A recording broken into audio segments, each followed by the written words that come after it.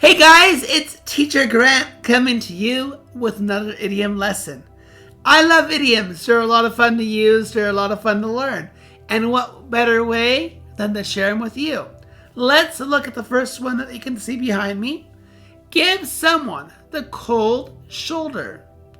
It basically means to be unfriendly to someone. Okay? I think you should stop giving Jeff the cold shoulder. I know he upset you, but he's really sorry and he wants to be your friend again. So to give someone the cold shoulder basically means to be unfriendly to someone or to kind of ignore them. So let's go ahead and take a look at the next one. We just talked about giving the cold shoulder. Now we're going to talk about something that practically means the opposite. To give someone a pat on the back. And it doesn't literally mean to pat them on the back. They might say to you, give yourself a pat on the back, and you can literally do that. But it basically means to praise, to congratulate someone. My boss gave me a pat on the back when I finished the project. Your boss will not pat you on the back, but they'll basically be praising you for a job well done. Now, I'm sure you probably already know this one without me even speaking a word of this idiom. It's raining cats and dogs. You know, there's a saying that cats and dogs always fight, so there's always a big, heavy argument going on between them. So when they say it's raining cats and dogs, it means that the rain is very heavily. It's pouring down rain. The rain is pouring down. The weather is crazy. It's raining cats and dogs. The weather was horrible on Saturday. It was raining cats and dogs all day.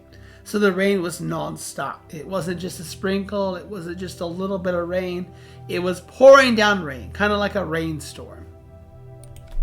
This one is an oldie but a goodie. You might hear somebody say, are you afraid of your own shadow? Someone who's afraid of their own shadow means they're easily frightened. After Tom was robbed on the street, he was afraid of his own shadow. So it means to be extremely frightened. Have you guys ever been afraid of your own shadow? Let me know in the comments below. Tell me your story. This idiom is an oldie but a goodie. Cry wolf. There's a tale. The boy who cried wolf. And the shortest way I can put this story, it's about a boy who cries wolf. Everybody runs to help him, where indeed there is no wolves in sight. So the sheep are safe. He does it 2 more times. They come and run to help. He's laughing his head off because there are no wolves there. And then at the end of the story, the wolves really do come to the farm and they eat up all the sheep because the men didn't believe him. So it's called The Boy Who Cried Wolf. To ask for help when you do not need it. If you cry wolf too often, people will stop believing you. So basically means to tell a lie to trick people to come and see you, where in fact you're just crying wolf. Now there's a couple of these off the top of my head I can think of that are relatively similar to when pigs fly. They might say the phrase, when hell freezes, or once in a blue moon. Once in a blue moon is actually more than impossible. Once in a blue means like very rare. But you might hear something like when pigs fly, or when hell freezes over. Obviously hell can't freeze because it's very, very hot. So when pigs fly basically means never, impossible. Do you think I can get into Harvard? Yeah, when pigs fly. Have you ever heard the expression, I got a frog in my throat? It basically means to be unable to speak clearly because your throat feels dry or blocked. In an interview, I got a frog in my throat and had to cough many times before I could answer the questions. It's also a way of saying that you have a sore throat, as it gave you in the example. So I got a frog in my throat. I can't talk very well because I got a frog in my throat. Have you guys ever heard the expression vanish into thin air? It means to disappear completely without leaving a trace. The police were chasing the man down the road and somehow vanished into thin air.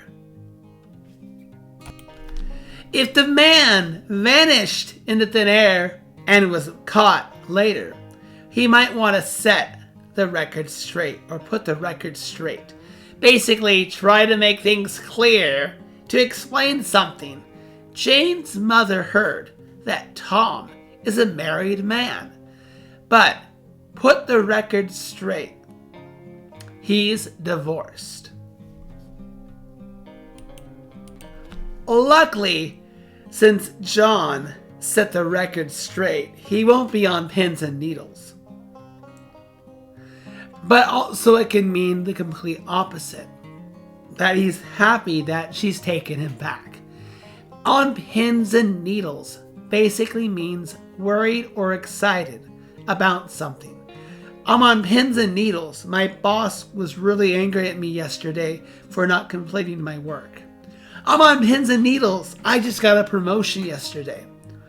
We were on pins and needles until we heard that your plane had landed safely. Dodge a bullet. To avoid something negative. I know you wanted to date George, but he wasn't interested in you. I think you dodged a bullet because he treats his girlfriends really badly. Alright guys, that's the end of our lesson for the idioms. I'll see you next time for another batch soon. Bye bye.